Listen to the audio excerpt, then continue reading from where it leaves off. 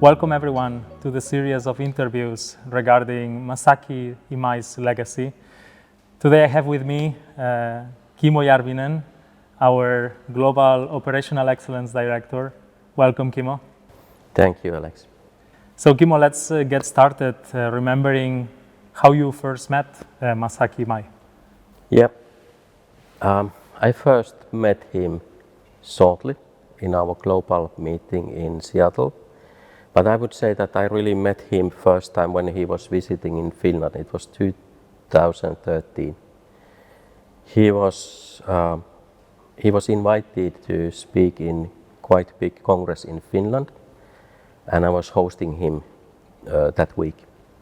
So we had quite lots of time together, and it was very nice week. We visited in many companies, and we had a chance to spend also free time together. We went to lake, visited in one island, spent there some time with Mr. Imai and his wife, and I recall that one of the highlights that he was always mentioning when we met afterwards was that when he was picking up blueberries from the forest and eating blueberries directly from the forest. This was something different for him, right? Yes, I think that he saw lots of nice hotels and venues, but eating blueberries directly from the nature was nice to him. He always mentioned this afterwards. And actually, what do you recall from that first meeting? What was the impression that you took? We visited in some companies, and we went directly to Gemba, the shop floor of the companies, and he really went to see what operators are doing. There was like a 10 centimeters distance when he was observing what operators are doing, and he made conclusions very fast. He was very direct, he gave the very direct feedback, and always he was finding opportunities to improve. As he said, no problem is a problem. So finding the opportunities to improve was his gift to those companies. So maybe, I don't know if remembering that first time, maybe on the other times that you've met him, what would be for you the message, the Kaizen message that you remember from Masaaki? Yeah. Of course, the definition of Kaizen, so everyone, everywhere, every day. So this sounds self-evident, but when you start to think, there are few companies who really have the culture that everyone is doing Kaizen, and there might be some dedicated teams to make the improvements, or there are focused projects. When the project is completed, then there is a break between the improvements, and that is of course. And one of my favorite sentences that he was using was that the good processes are delivering good results. So this is what I'm also repeating daily basis. So I guess that in the end, the objective of this is to create good processes using Kaizen as well, right? Correct. As one of the messages. Yes. So if I can a little bit come back to these messages or lessons, let's call it that you took, which are those that you still apply today at work, for example, maybe on your private life? Yeah. So I'm a big fan of visual management. So Mr. Imai was always saying that if there is no standard, there cannot be deviation. So my office room is full of visualized schedules, different kind of visualized statuses, so I can easily see where are the deviations compared to schedule or deliverables. So there is a plan following the plan with my own mission controls and seeing with the good visualization where are the deviations. So this is that I apply daily basis in my own work. Is there anything, I don't know if to ask you that as well, but is it something that you also apply to your private life? Yes, yeah. We are. Things should have their own place, dedicated place, and then things should be there. And this is quite difficult at home every now and then. So, but this is what I try to do. And if something is moved like 10 centimeters, then I'm lost. But I'm a big fan of 5S also at home. So organization of the workspace should be perfect, right? Exactly. In your case. Yeah. So Kimmo, let me come back to the professional side, not to keep it too much private. But I would like to remember a little bit the way that Masaaki was teaching and was showing us at Kaizen Institute the different ways to do Kaizen, the authenticity of the methodology. How do you think this actually influenced the work, the way we work at Kaizen Institute? Yeah, I repeat the word Gemba, the place where value add is created. So we are known about Gemba-oriented companies. So our consultants, our way of working is happening at Gemba.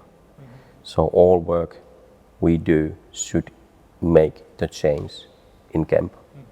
So we can ask if we are not changing anything at Gemba, then maybe the project itself might be waste of time, waste of resources. So this Gemba orientation is maybe one of the biggest things. The best ones. So I understand that is one of the let's call it principles, right? That he left us to be Gemba oriented. Do you recall any situation also from him or from you going to specific clients where this Gemba orientation was key to you or to the success of the project? Yeah, I would say that this is yes. So in many of those cases, for example, problem solving, it starts in the meeting room, but at some phase we need to go out and see the actual place where the problem happened, the real product, the real machine, and without that we cannot solve the problems. And I would say that that's the key of the successful project. And meeting people who work at the Gemba, they know what is the real situation at the Gemba. Relying on people's knowledge, right? Exactly. But from the client's perspective, from the client side, yeah. I understand. Yeah, so they are the real experts what is happening there at the Gemba. Sometimes we ignore the information, the first-hand information, and we try to. Sometimes organizations try to solve the problems in the meeting rooms, and that does not work. So let's try to summarize a bit, Kimmo. I know it's going to be difficult, but if I would ask you, who is Imai to you, or what is for you Masaaki Imai in your life? Yeah. How would you describe it? I think that he is the biggest influencer of my career. So before I joined Kaizen Institute, I worked with the continuous improvement. When I joined, met him, and started to learn from him, many pieces from the history was finding the place, and also afterwards.